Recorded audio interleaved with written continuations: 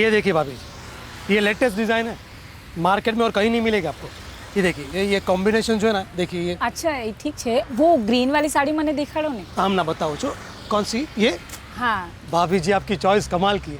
इसके बाद में यही साड़ी दिखाने वाला था आपको। ये अभी माला है, ये जॉर्जेट का मटेरियल है और ये जो पट्टी है गोल्डन लेस पट्टी बोलते हैं इसको। भाभी जी पानी। अच्छा भाभी जी क्या लेंगे आप, चाय कॉफी या फिर ठंडा? बस काई नहीं। बस कहीं नहीं मिलता है इधर भाभी जी। अच्छा प्रकाश, 2 मौसम भी बोलते हैं ना। जी सेठ जी।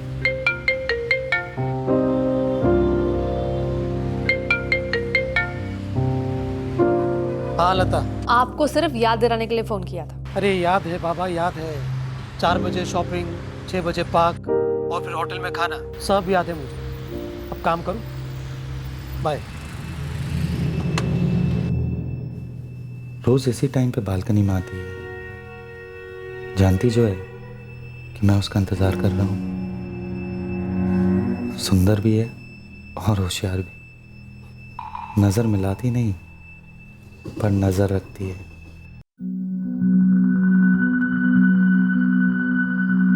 ये बिट्टू मम्मा के लिए बाइट। Good boy. ये किसके लिए? पापा के लिए। प्रकाश आज मैं दुकान से जल्दी जाऊंगा, वो लता को जरा शॉपिंग के नाम लिया और फोन आ गया। बहुत सारी जिएंगी भाभी। लता खाना तो चैन से खाने थे। हाँ मुझे याद है 4 बजे आना है। बस याद दिलाना चाहती थी, कहीं आप भूल तो नहीं गए? अरे याद है बाबा, याद है। अब तू थोड़ा सा आराम कर ले और मुझे काम करने दे। फोन रखूं? ठीक है। अरे प्रकाश आज दिलीप नहीं है। हाँ उससे किसी दोस्त की माँ बीमार है, इसलिए उसने छुट्टी ले ली। तू अकेला दुकान संभालेगा ना? आप बेफिक्र रहिए सेठ जी, मैं संभाल लूँगा। चंदा है तू, मेरा सूरज है तू, हाँ मेरी आँखों का तारा है तू। प्रकाश मैं निकल रहा हूँ, जरा संभाल लेना। जी सेठ जी। हाँ लता बस निकल ही रहा हूँ दुकान से। अच्छा है, सीधा गाड़ी में बैठ और घर पहुंच। कौन बोल रहा है? कौन बोल रहा है जान के क्या करेगा तू? जल्दी घर पहुंच और हाँ 2 लाख रुपए का इंतजाम करते हुए आना। तेरा बेटा अभी तो तकलीफ में नहीं है, पर अगर मुझे पैसे नहीं मिले ना तो तेरा बेटा बहुत जल्दी तकलीफ में आ जाएगा। कौन बोल रहा है? क्यों मजाक कर रहे हो भाई? सीधा घर पहुंच, सब पता चल जाएगा मजाक है हकीकत। तेरी बीवी तेरे घर पे बेहोश पड़ी है, अगर जल्दी पहुंचा तो बचा पाएगा। बाद में बात करता हूँ। Hello hello. तुम्ही डायल केलेला नंबर बंद आहे।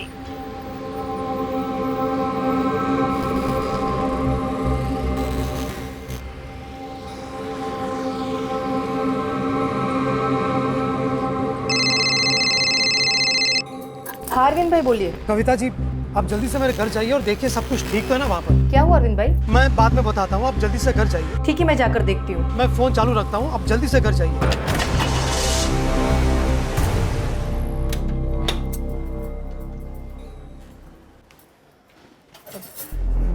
अरविंद भाई आपके घर का दरवाजा तो खुला है। कविता जी आप जल्दी से अंदर जाइए और देखिए लता और हर्ष ठीक है ना? मैं बस पहुंच ही रहा हूँ वहाँ पर। कविता जी हर्ष कहाँ है? हर्ष कहाँ है? हर्ष मैं बात करता हूँ। अरविंद, शंकर बोल रहा हूँ, तू जल्दी आ जा। वो लता के साथ बहुत बुरा हुआ है। अरे लेकिन हुआ क्या ये तो बताइए। उसकी सांस नहीं चल रही है, शायद मर गई है वो। क्या कह रहे हैं आप? I'm sorry अरविंद, वो उसकी सांस नहीं चल रही है, खून बहुत बहा है और पूरे घर में मैंने देखा हर्ष कहीं नहीं। तू जल्दी आ जा अरविंद। हाँ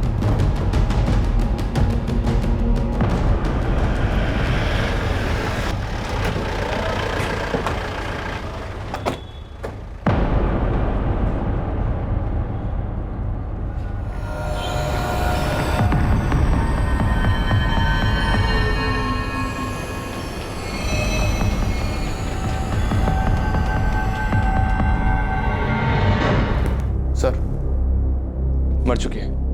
बॉडी को पोस्टमार्टम के लिए भेज दो और चेक करो घर में फर्स्ट एंट्री के निशान तो नहीं है। सर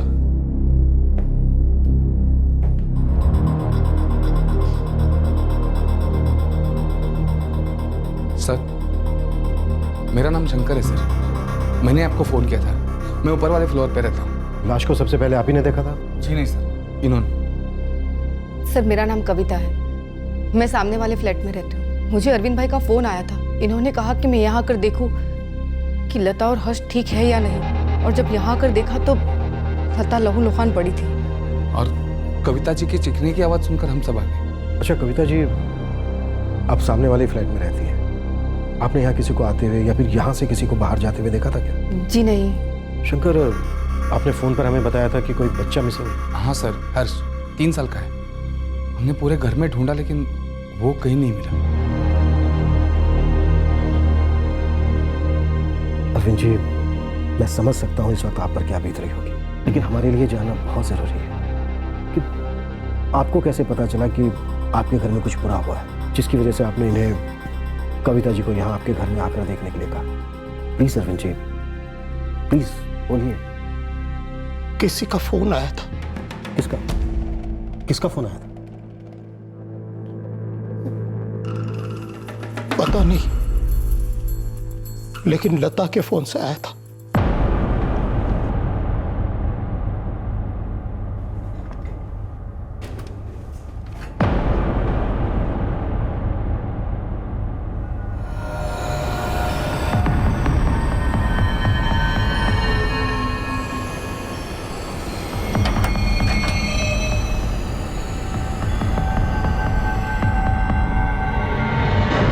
सुरभि कहने नहीं निकालेंगे।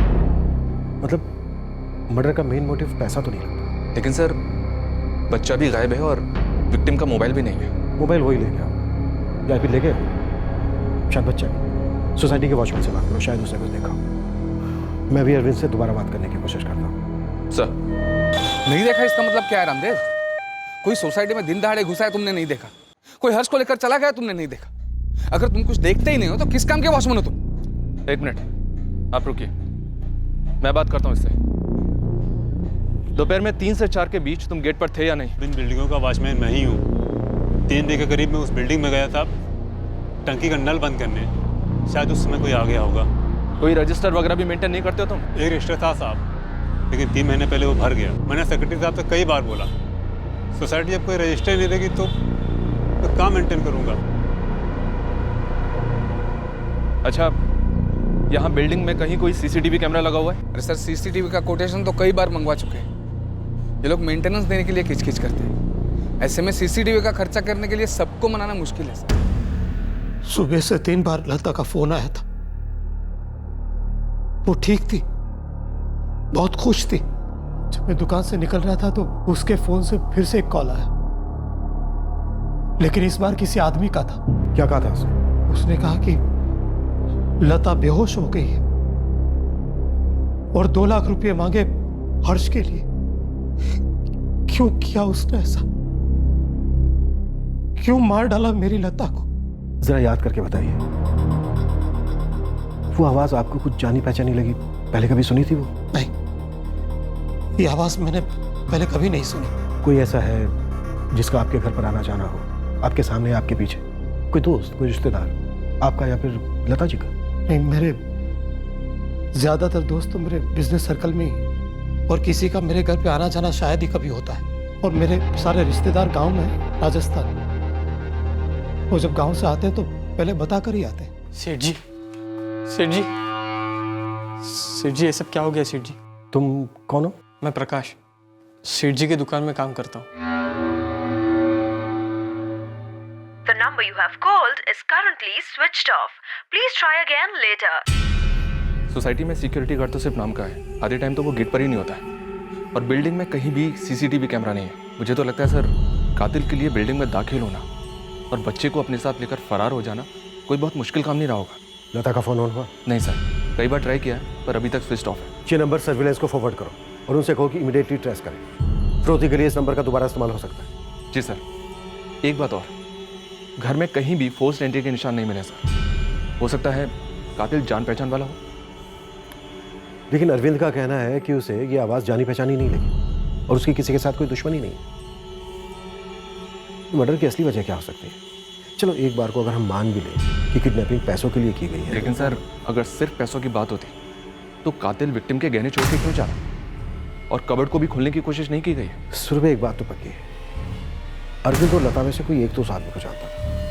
या तो पुरानी दुश्मनी हो सकती है, या फिर कोई ठुकराया आशिक, या फिर सेठ जी, भाभी जी के नंबर से फोन आ रहा है। अरविंद जी, ज्यादा से ज्यादा देर बात करने की कोशिश करें ताकि हमें वक्त मिल सके लोकेशन ट्रेस करें। हेलो, पैसे का इंतजाम हो गया या बीवी की याद में अब तक आंसू बहा रहा था? मेरा बेटा हर्ष कहाँ है? अभी तक तो मेरे पास है, लेकिन पैसे नहीं मिले ना तो बहुत जल्द उसको भी उसकी माँ के पास पहुँचा दूंगा। देखो इस वक्त मेरे पास इतने पैसे नहीं, तो इंतजाम कर जल्दी। मेरे पास ज़्यादा टाइम नहीं है और ना ही तेरे बच्चे के पास है। फिर फ़ोन करूँगा। हाँ ठीक है, मैं होल्ड करता हूँ, तुम लोकेशन बताओ।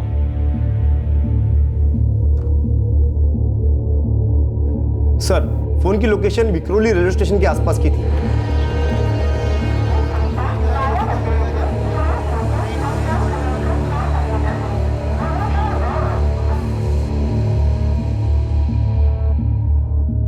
फोन विक्रोली रेलवे स्टेशन के पास से आया था और अब फिर से स्विच ऑफ हो गया है।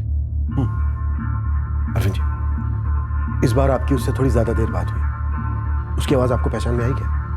पता नहीं सर, सुनी भी होगी तब भी पहचान नहीं पा रहा मैं। और सर मेरी किसी से ऐसी दुश्मनी ही नहीं कि कोई मेरी बीवी को इस तरह मार दे, मेरे बच्चे को अगवा कर ले।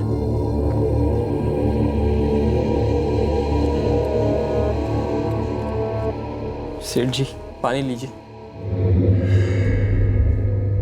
अरविंद जी, वो आदमी बहुत शातिर है। अपना फोन इस्तेमाल करने की बजाय आपकी वाइफ का फोन इस्तेमाल करें ताकि उसकी पहचान छुपी रहे।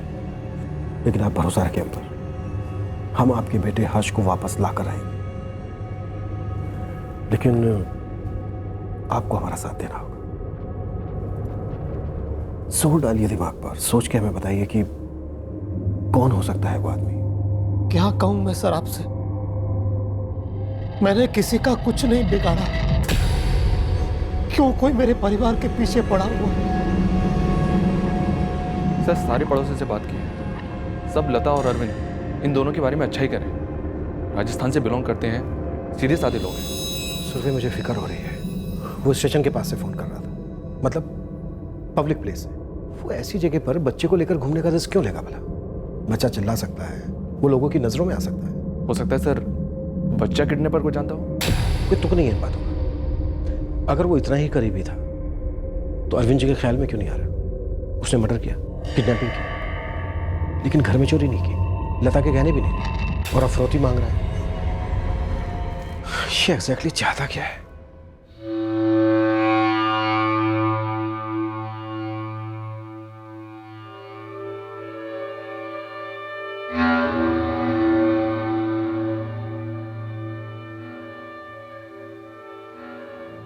प्रकाश, तुम्हारे सेठ जी और उनकी वाइफ के बीच कैसा रिश्ता था?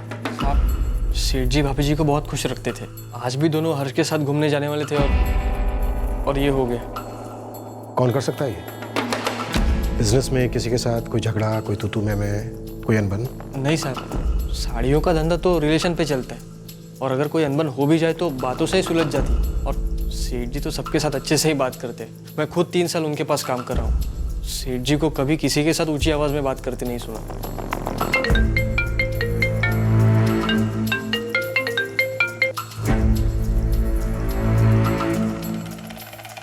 अरविंद जी, उससे कहो कि आप पैसे देने के लिए तैयार हैं, बस एक बार अपने बेटे हर्ष से बात करना चाहते हो, ठीक है? उठाइए।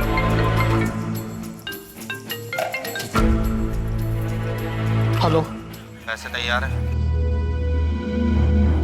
बोलता क्यों नहीं? पैसे तैयार है या नहीं? सर, वो भांडुप रेलवे स्टेशन के पास है।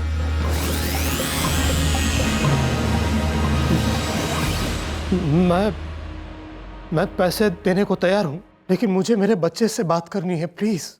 भांडुप स्टेशन के पास से बोल रहे हैं। हर्ष की एक फोटो शिवा को दो और उससे कहो कि अपनी एक टीम लेकर भांडुप स्टेशन पहुंचे। Quick. Sir.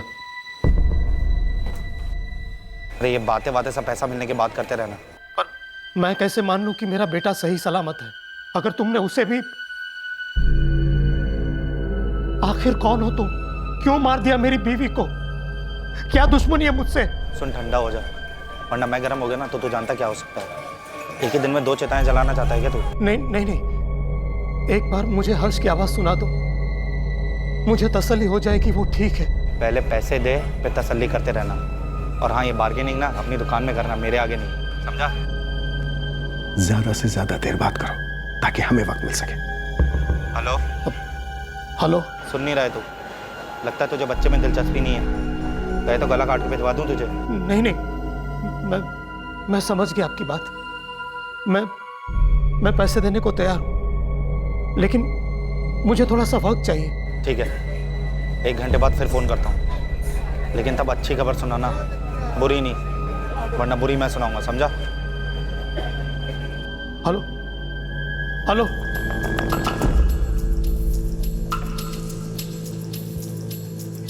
Sir, phone Bhanupur railway station के पास ही स्विच ऑफ हुआ है। सर, 5 मिनट में टीम उस लोकेशन पर पहुंच जाएगी जहां फोन स्विच ऑफ हुआ है। सुरभि, शिवा से कहो कि भानुपुर स्टेशन ईस्ट वेस्ट दोनों साइड चेक करें, क्योंकि फोन पर ट्रेन की आवाज नहीं आ रही थी। इसका मतलब यह है कि वो स्टेशन से नहीं बल्कि स्टेशन के आसपास से कहीं से कॉल कर रहा था। सर,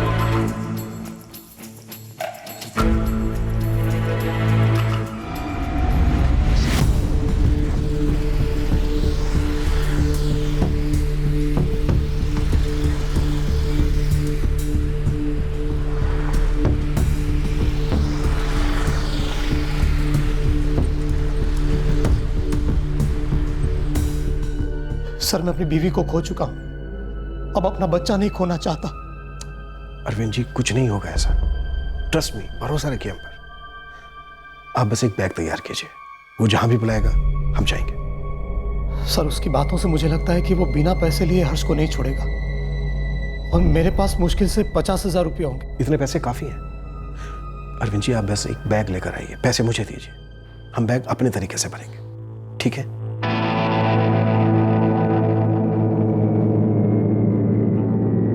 सर, फिर से फोन स्विच ऑफ कर दिया उसने। सुरभि, इस आदमी ने एक बार भी अरविंद से ये नहीं कहा कि पुलिस को कुछ मत बताना। ये बात थोड़ी अजीब नहीं लग रही? अजीब तो है, शायद ओवर कॉन्फिडेंस। हाँ, लेकिन ओवर कॉन्फिडेंस में इसने एक भी गलती नहीं की। एक बार भी इसने अपना फोन इस्तेमाल नहीं किया। जब भी इसने कॉल किया, लता के फोन से किया। और बात करने के बाद फोन ऑफ कर देता है।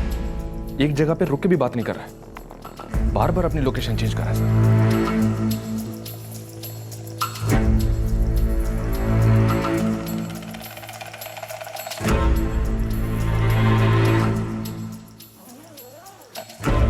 Arvind ji.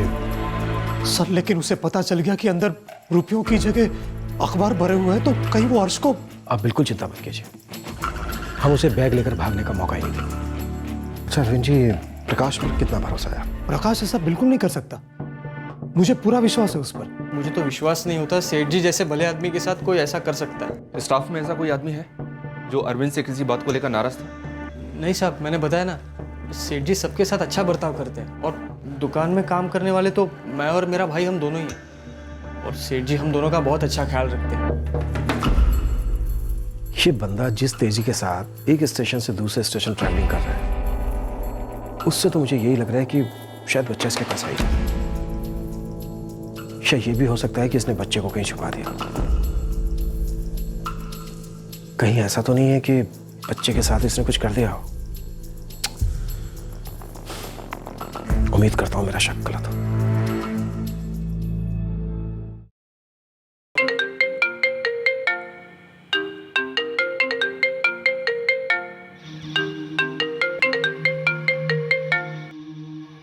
Sir, phone Kanjurmarg station के पास एक्टिव हुआ है। अरविंद जी, वो जो भी कहे और जहां भी बुलाए फौरन मान जाना, और पूरे कॉन्फिडेंस के साथ कहना कि सारा पैसा तैयार है। हेलो, पैसे तैयार हैं? हाँ, तैयार है। कहाँ लेकर आना है? सर, इस वक्त कांजूर मार्ग में है। शिवा को इन्फॉर्म कर दिया है, वो टीम लेकर पहुंच रहा है। बताओ पैसे लेकर कहाँ हो? उतावला मत, बता रहा हूँ। 7:35 हुई है, 55 मिनट देता हूँ तुझे। 8:30 बजे हाँ, लेकिन कहाँ आना है मुझे पैसे लेकर?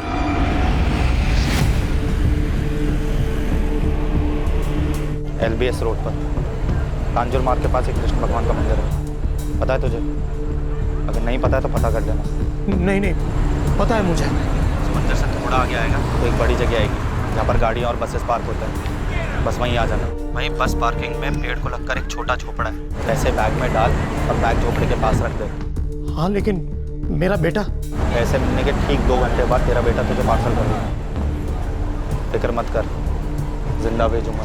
लेकिन पैसे लेने के बाद तुमने मेरा बेटा नहीं लौटाया तो? तेरी साड़ी की दुकान नहीं है जहाँ मोल भाव होता हो, तो मैंने बोला वो करना पड़ेगा। तेरे पास कागज़ के टुकड़े हैं और मेरे पास तेरे कलेजे का टुकड़ा। और सुन, अगर तूने पैसे पूरे दे दिए और मेरा भरोसा नहीं तोड़ा तो मैं भी तेरा भरोसा नहीं तोड़ा, ये वादा रहा। तुझे तेरा बेटा तेरी बीवी के मोबाइल के साथ भेज दूँ, उसकी आखिरी निशानी समझ के रख लेना। हेलो हेलो,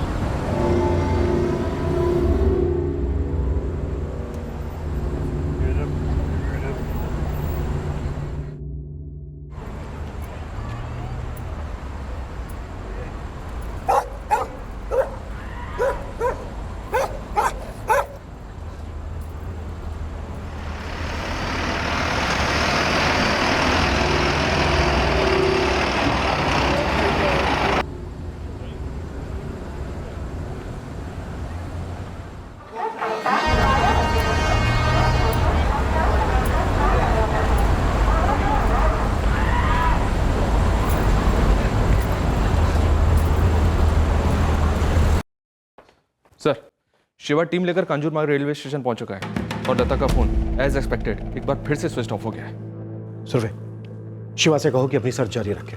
तुम एक दूसरी टीम तैयार करो, हम अरविंद के साथ जाएंगे, लेकिन पूरी तैयारी के साथ। Yes sir. सेठ जी, हम घर जाके प्रार्थना करेंगे कि हर्ष बाबा सही सलामत मिल जाए। नमस्ते। अरे प्रकाश बाबू, कहाँ चल दिए? इस मुश्किल घड़ी में अपने सेठ जी का साथ नहीं दोगे? हम वहाँ क्या करेंगे साहब? जो करना है वो तो हम करेंगे, लेकिन तुम हमारे साथ चलोगे जरूर। और जहाँ तक प्रार्थना की बात है वो तो तुम गाड़ी में भी कर सकते हो, नहीं?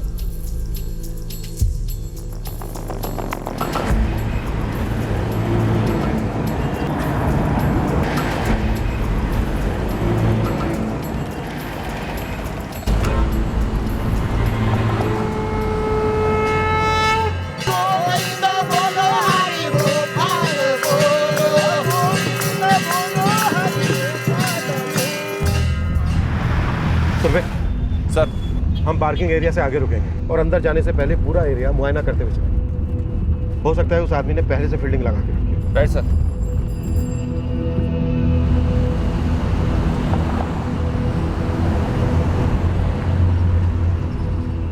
अरविंद जी, मैं जब आपको फोन करूं आप तब अंदर आना, ठीक है?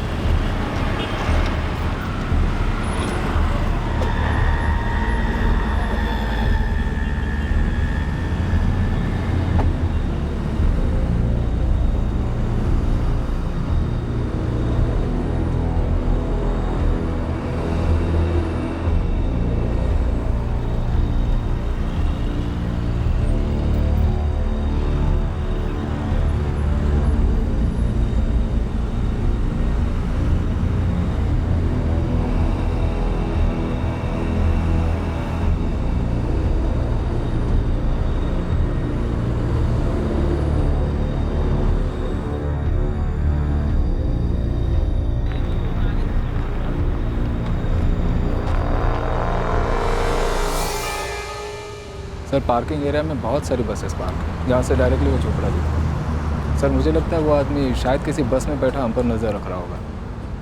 सुरभि, सर, हमें पूरे बस पार्किंग और कार पार्किंग एरिया पर नजर रखना है और जितना ज़्यादा हो सके उतना डिस्टेंस मेंटेन करना होगा, क्योंकि अगर हम पर कोई नज़र रख रहा है तो उसे हम पर शक नहीं होना चाहिए। Right sir. अरविंद जी, आप अंदर आ जाइए। अरविंद जी, आप घबराइए मत। हम पूरी टीम के साथ अंदर हैं। वो आदमी भाग नहीं पाएगा।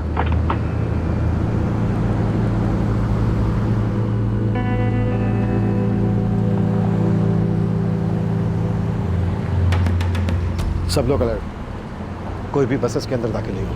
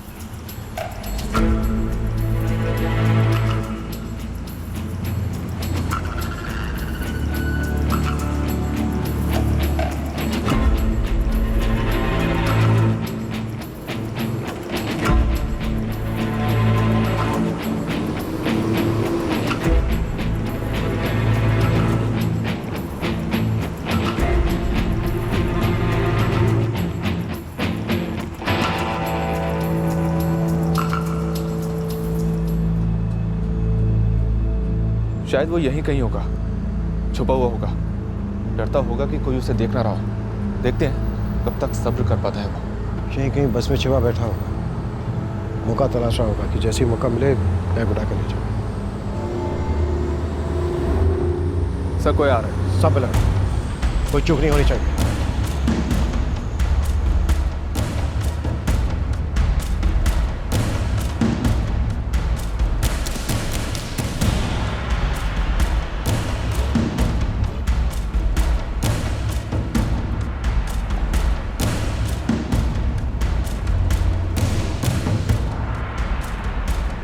शायद ये हो। सर अगर यही है तो आप अरेस्ट क्यों नहीं कर लेते?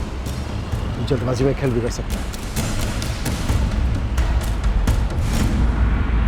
ये शायद वो नहीं, उसका भेजा हुआ कोई आदमी है जो मुआयना करने आया होगा कि वापस लौटेगा जरूर। बैग को रखे हुए काफी टाइम हो गया, शायद वो नहीं आएगा।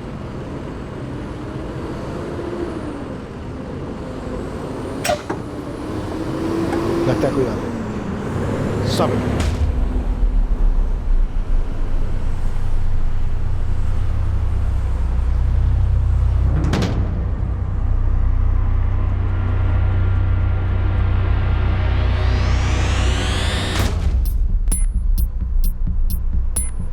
चेहरा ढका हुआ है, शायद ये हो। सब अलग।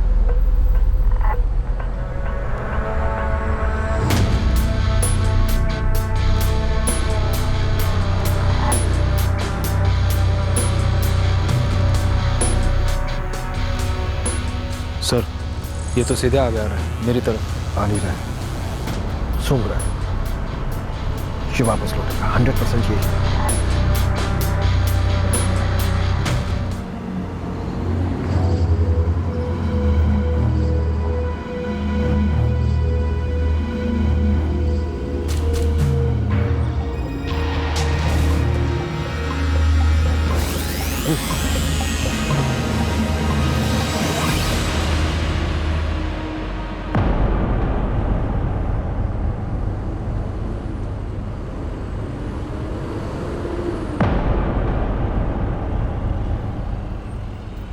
क्या हो? शर्मा मत दूल्हे राजा, तेरी बारात हम निकालेंगे।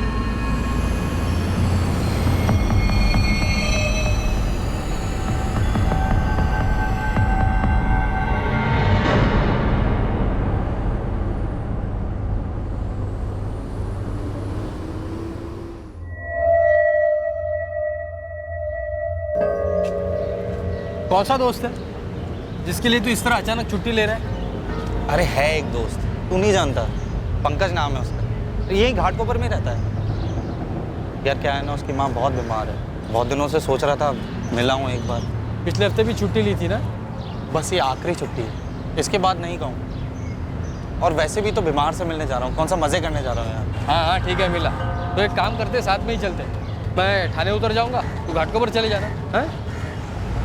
नहीं यार तू जाना, मैं ज़रा चाय नाश्ता करके जाता हूँ। तू एक काम करना, तू दुकान पे जा, मैं तुझे शाम को मिलता हूँ ना घर पे। सेठ जी को बताना मत, बोलना कि मैं छुट्टी ले रहा हूँ आज। ठीक है। अरे प्रकाश, आज दिलीप नहीं है? सेठ जी, उसके किसी दोस्त की माँ बीमार है।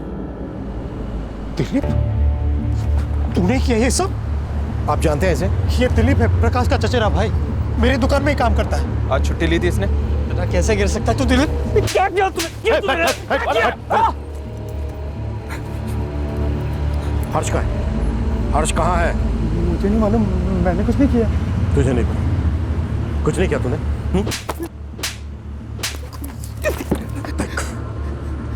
तेरा खेल खत्म हो गया दिलीप। सीधी तरह से बता दे बच्चा कहाँ है, क्या किया तूने बच्चे के साथ?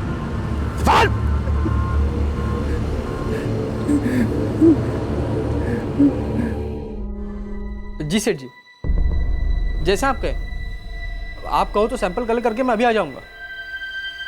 प्रकाश अभी आ जाओगे तो अच्छा है जी, दिवाली के ऑर्डर्स भी शुरू हो जाएंगे। आ सकते हो क्या? हाँ हाँ सेठ जी, मैं बस अभी निकलता हूँ। हाँ। अरे कहाँ जा रहा है? खाना तैयार है? नमन सेठ के वहाँ जाके साड़ियों का सैंपल कलेक्ट करना है और अपने सेठ जी के घर देने जाना है। चल तू भी चलेगा? अरे तो खाना खा के चलते हैं ना, कौन सी साड़ियाँ बासी हो जानी है? अगले महीने दिवाली है, धंधे का टाइम एक बार गया ना वापस नहीं आता। धंधा तो सेठ जी का है, मेहनत हम लोग करते हैं और मुनाफा मालिक का।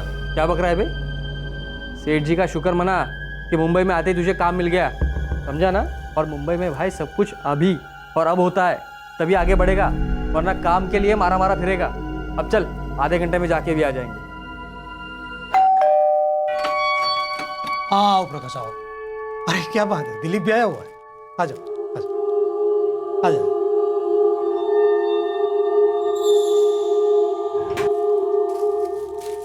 एक दो,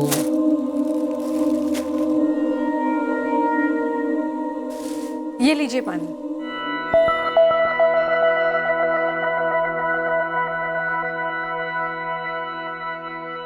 अच्छा प्रकाश, ये 2 साड़ियों का ऑर्डर नमन सेठ को दे देना। जी सेठ।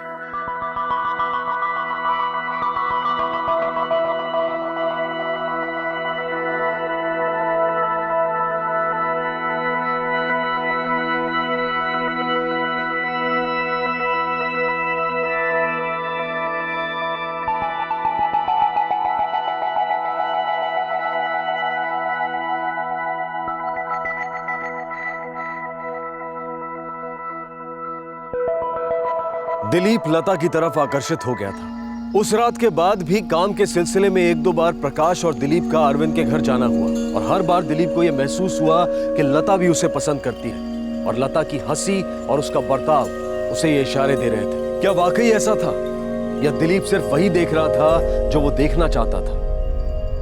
दिलीप इस कदर लता का दीवाना हो गया था कि काम से छुट्टी लेकर उसे देखने आता था, उसे निहारता रहता था।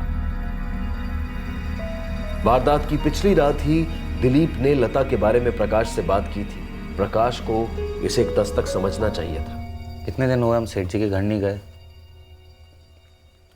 बड़ा मन कर रहा है वहाँ जाने का। क्यों? लता भाभी से मिलना है। क्या बक रहा है भाई? कहना क्या चाहता है? बस देखना चाहता हूँ लता को, और देखना भी क्या बुराई है? बुराई है, हमारे सेठ जी की बीवी है वो, हमारी भाभी है। भाभी होगी तेरी, मेरी तो। दिमाग ठिकाने पे तेरा? क्या बोले जा रहा है? होश में तो है? अरे होश ही तो नहीं है यार, पता है सपने में आती है मेरे, रात भर सताती है। यार प्यार हो गया उससे, और एक बात बताऊं, उससे भी हो गया है। तेरा दिमाग खराब हो गया, इसीलिए ऐसी बहकी बहकी बातें कर रहे तू। अबे नहीं यार, कसम से सच बोल रहा हूँ, वो भी मुझे पसंद करती है। और ये गलतफहमी तुझे कैसे हुई? तूने देखा नहीं? अरे जब भी हम उसके घर जाते हैं कैसे इशारे करती है मुझे, और पानी की ट्रे तो तेरे सामने रख देगी, लेकिन पानी का गिलास अपने हाथों से मुझे देती है। पूछ क्यों? ताकि मैं उसे छू सकूं यार। ये बंद कर तेरी ये बकवास, ये सब तेरा वहम है, समझा ना? भाभी का स्वभाव अच्छा है, वैसे ही तेरे साथ क्या हंस के बात कर ली, तू तो हवाई के लिए बनाने लग गया। अपने काम पे ध्यान दे, समझा ना? तभी आगे बढ़ पाएगा। प्रकाश दिलीप के लता के प्रति आकर्षण में छिपी हवस और बेताबी को देख नहीं पाया। उसने दिलीप की बातों को गंभीरता से नहीं लिया।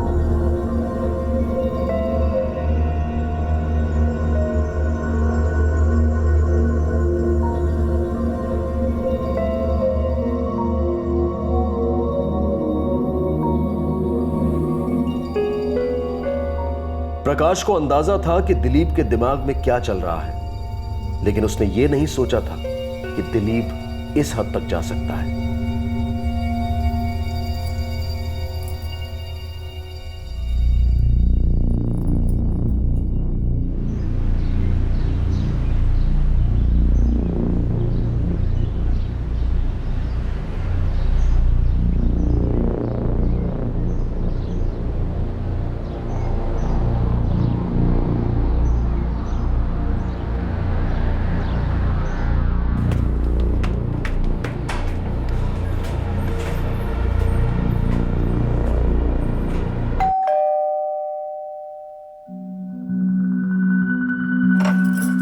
दिलीप, कुछ काम था? जी भाभी जी, वो सेठ जी ने भेजा है। अच्छा अच्छा, आओ अंदर। अभी थोड़ी देर पहले ही मेरी सेठ जी से बात हुई, उन्होंने मुझे तो कुछ नहीं बताया। दिलीप, क्या चाहिए तुम्हें? वही जो तुम्हें भी चाहिए। क्या बोल रहे हो तुम? मैं तुम्हें पसंद करता हूँ और ये भी जानता हूँ कि तुम भी मुझे पसंद करती हो। पागल हो गए क्या? निकलो यहाँ से, निकलो, छोड़ो मुझे। अभी तुम्हारे सेठ जी को बताती हूँ, जब धक्के देके तुम्हें काम से निकालेंगे ना, तब अकल ठिकाने आएगी। समझ कर रखा है तुमने मुझे? ये क्या बात हुई? हाँ, इतने दिनों से तुम ही मुझे इशारे कर रही थी ना, तुम ही मेरे लिए बालकनी में आती थी ना। और दिमाग सड़ गया है क्या? पागल हो गया होगा तुम। अभी लगाते हो अरविंद को फोन। निकल जाओ वरना मैं शोर मचाऊंगी।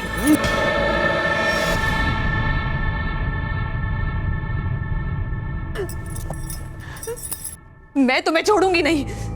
अरविंद आते ही होंगे, मैं सबको बताऊंगी, तुम्हें जेल करवाऊंगी। तुम बताओगे सेठ जी को? अरे भूल जाओ, तुम्हें मर्दों की फितरत नहीं जानती हो। वो मेरे पति है, मेरी बात का भरोसा करेंगे। तुम्हारा झूठ नहीं चलेगा कि मैंने तुम्हें बढ़ावा दिया था। उनकी सोच तुम्हारी जितनी छोटी नहीं है। अगर ऐसा है तो तू किसी को बता, मेरा बेटा कहाँ है? क्या क्या उसके साथ? सेठ जी का बेटा कहाँ है, बता दे। अरविंद जी, सीधी तरह से बता दे हर्ष कहाँ है, नहीं तो हलक में हाथ डाल के सर झुकलाऊंगा।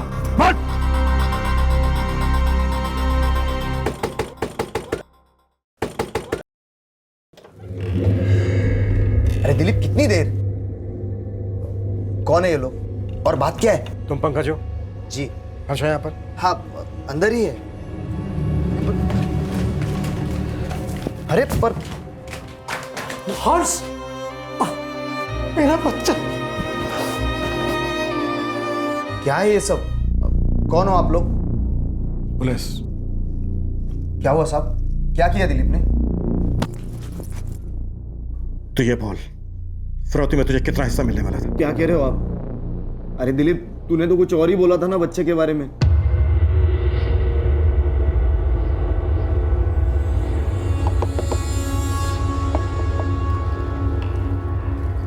अरे दिलीप, ऐसा अचानक? और ये बच्चा किसका है? यार अच्छा हो पंकज, तो घर पे मिल गया यार। पर बात क्या है? यार मेरे सेठ जी की दुकान में आग लग गई है, वो बुरी तरह से जल गए। उनकी हालत नाजुक है, इसलिए उनको अंधेरी के बड़े अस्पताल में भर्ती करा है। और भाभी जी भी वहीं हैं। जाते वक्त अपना बेटा मुझे दे गई थी संभालने के लिए। यार मुझे तुझसे थोड़ी मदद चाहिए। हाँ बोल। यार दुकान में साड़ियों का बहुत बड़ा स्टॉक है, मुझे जल्दी जाके निकालना पड़ेगा वरना सब बर्बाद हो जाएगा। तू और भाभी एक काम कर सकते हो, इस बच्चे को थोड़ी देर के लिए संभाल लो। मैं शाम से इसे फोन लगा रहा हूँ लेकिन ये उठा ही नहीं रहा था।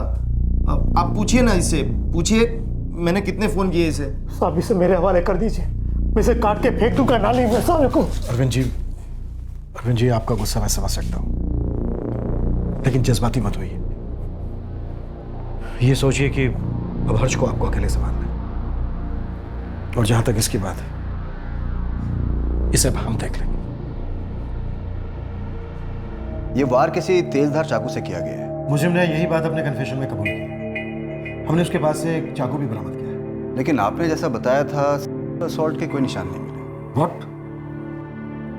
लेकिन डॉक्टर, दिलीप ने हमसे खुद कहा है कि उसने लता के साथ। हाँ, लेकिन पोस्टमार्टम रिपोर्ट में ऐसी कोई बात सामने नहीं आई। हाँ, विक्टिम की ओर से रेजिस्टेंस हुआ था और उसके निशान उसके हाथों पर मिले, लेकिन असॉल्ट के कोई निशान नहीं मिले। पुलिस को पंकज के खिलाफ कोई सबूत नहीं मिला जिससे यह पता चले कि वो इस किडनैपिंग में शामिल था। उसे रिहा कर दिया गया। दिलीप ने अपने कन्फेशन में कबूल किया कि उसने लता को मारने से पहले उसे किया था। दिलीप पर हत्या के लिए आईपीसी की धारा 302, अपहरण के लिए धारा 363, फिरौती के इरादे से अपहरण करने के लिए धारा 364A और जबरदस्ती किसी के घर में घुसने के लिए धारा 450 लगाई गई है। पोस्टमार्टम की रिपोर्ट नेगेटिव होने की वजह से की धारा 376 अब तक इसमें नहीं जोड़ी गई, लेकिन बॉडी का दोबारा पोस्टमार्टम कराया गया है और उसकी रिपोर्ट आनी अभी बाकी है। दिलीप इस वक्त जुडिशियल कस्टडी में। अब मैं अनूप सोनी आपसे विदा लेता हूं, फिर मुलाकात होगी अगले एपिसोड में एक और चौंका देने वाले केस के साथ। तब तक सतर्क रहें, सुरक्षित रहें और देखते रहें क्राइम पेट्रोल सतर्क। सबक एक को, सीख हम सबको। जय हिंद।